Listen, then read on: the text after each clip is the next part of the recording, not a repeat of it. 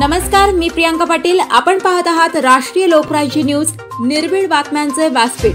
आज आपण दिवसभरामध्ये घडणाऱ्या घडामोडींवर नजर टाकूया. फेसबुकवर नेत्याच्या विरोधात पोस्ट केली, कार्यकर्त्यांनी तलवारीने बोटच छाटली. फेसबुक पोस्ट टाकल्याच्या रागातून भाजपच्या कार्यकर्त्यांनी ठाकरे गटाच्या उपशहर प्रमुखाला बेदम मारहाण करत तलवारीने बोट छाटले.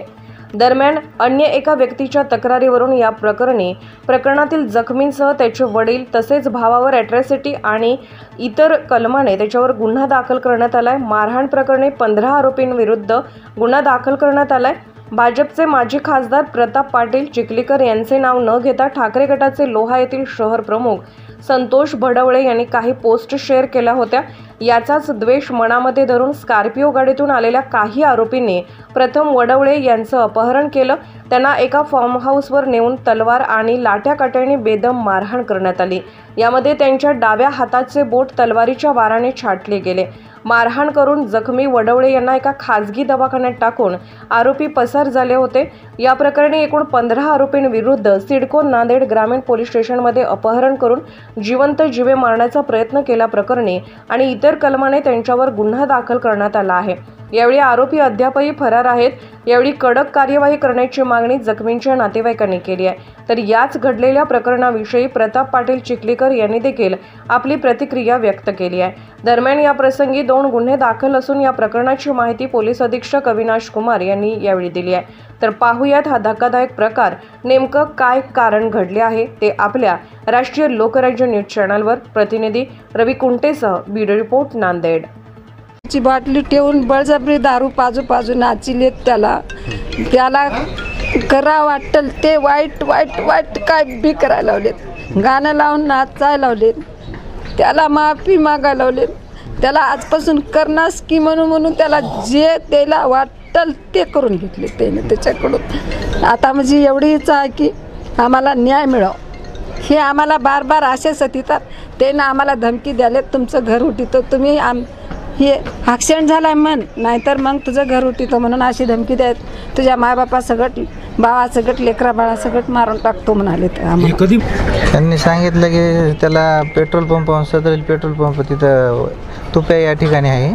तिथून त्याला गाडीमध्ये, स्कॉर्पिओ गाडीमध्ये गाड्या उचललं आणि त्याला तिथून किडनॅप करून एखाद्या फार्म हाऊसवर नेऊन डोसक्याला पट्टी बांधून नेलं आणि त्या फार्म हाऊसवर नेऊन मारहाण केली. आणि त्याच्यानंतर गणेश उबाळे आणि त्याच्यानंतर दुसरे 2-3 आरोपी आहेत आणि तसे अनोळखी 10-12 आरोपी आहेत. तर कुठे कुठे मार लागलाय, कशाने मारहाण केली, काय झालंय? तलवार आणि हॉकी स्टिक आणि लाकडाचे दंडुकीनं बोटं कापल्या गेली. काय झालंय? बोट छाटल्या गेले. एक करंगळी असं घालवलेलं असं याच्यावर घाव करताना असं धरल्यामुळे ते छाटले बोट आणि हाताला मार लागला. आमची या निमित्ताने एकच मागणी आहे की खरे गुन्हेगार याच्यामधले जे व्हिक्टीम आहेत की ज्यांनी हे कारस्थान रचलं आणि संतोषवर ज्या पद्धतीनं हल्ला केला, त्याची बोटं तोडले गेले, मला असं वाटतं खऱ्या गुन्हेगारापर्यंत जाण्यासाठी आमची लढाई पुढच्या काळामध्ये चालू राहील. जर गुन्हेगारांना जर अटक नाही केली तर येणाऱ्या 2-3 दिवसामध्ये महाविकास आघाडी म्हणून लोहा कंदार बंदचं आव्हान आम्ही निश्चितच पुढच्या काळामध्ये करू. का केला असेल हा हल्ला? मला असं वाटतं की ज्या पद्धतीनं गेल्या 5 वर्षामध्ये चिखलीकर फॅमिली या मतदारसंघापासून दूर गेली आणि ज्या पद्धतीनं महाविकास आघाडी या मतदारसंघामध्ये लढते, लक्षात ठेवा, त्यांना असं वाटतं की या मतदारसंघामध्ये लोक आता आपल्याबरोबर नाही आहेत. मग लोकांना दहशत करायची, दादागिरी करायची, मारायचं, म्हणजे दादागिरी आणि दहशत केल्यानंतर सर्वसामान्य कार्यकर्ता बाहेर पडणार नाही. हे जे भीतीचं जे चित्र आहे लोकांच्या मनामध्ये जाणवलं, ते भीतीचं चित्र खरं तर हे निर्माण करण्यासाठी त्यांनी सुद्धा पोस्ट टाकताना आपली पात्रता पाहून आणि समोरच्या नेत्याची उंची पाहून पोस्ट टाकली पाहिजे. देवेंद्र फडणवीस साहेबांच्या संदर्भाने खालच्या पातळीवर लिखाण करणं हे चुकीचं आहे. मारहाणीचं समर्थन करणारा मी कार्यकर्ता नाही. 1989 पासून राजकारण करतो मी. माझ्या आयुष्यात आणखी एक थापड पण कोणाला मारली नाही. त्याच्यामुळे त्याचं समर्थन करणं तर दूरच राहिलं. मी 4 दिवस बाहेरगावी होतो. आत्ता नांदेडमध्ये आलो. मी ती माहिती घेतो, ज्या कार्यकर्त्यांनी केले त्यांना पण समज देतो. राजकारण आहे, निवडणूक आहे, 2 दिवसाच्या निवडणुका आहेत, येतील होतील जातील, आपल्याला आयुष्यभर एकत्रित राहायचे आहे. परंतु अशा पद्धतीनं मारामाऱ्या केल्यामुळे सगळे काही प्रश्न सुटतील असं मला वाटत नाही. आपण आणि आपल्या मुलाच्या इशाऱ्यावर हे सर्व घडून आणलं असा आरोप आहे त्यांचा. काय आता समजा एखाद्याने सांगितलं की मोदी साहेबांच्या इशाऱ्यावरून गोट झाली, तर त्याच्यात तथ्य धरायचं का? फडणवीस साहेबांच्या सांगण्यावर झालेला तथ्य धरायचं का? माझा मुलगा 2 दिवसापासून कुबेरला आहे.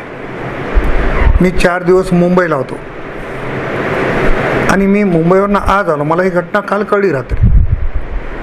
कोणाला कोणाचं नाव घ्यायचे, मी अशा गोष्टीच्या भानगडीत पडत नाही. मी कोणाला मारायला सांगत. त्या जे हा जखमी आहे त्यांनी आणि त्यांच्यासोबत त्यांच्या भाऊ आणि वडील हा सर मिळून एक बालाजी कोकडे म्हणून तक्रारदार आहे, त्यांना बाईकवर जात होता, त्यांना थांबून आणि ते काही जे जातीवाचक शिवीगाळ केलेला आहे, मारहाण केलेला आहे असा एक तक्रारवर 889/2024 असा FIR ग्रामीण पोलीस स्टेशनमध्ये दाखल झालेला आहे. नेमके काय प्रकरण झालेलं आहे आणि ॲक्च्युअल काय आहे, काय काय घटनाक्रम झालेला आहे हा पुढील तपासमध्ये समोर येईल. आमची दोन्ही FIR दाखल झालेला आहे आणि पुढील तपास योग्य त्या तपास चालू आहे. हिंगोली जिल्हा प्रतिनिधी रवी कुंटे.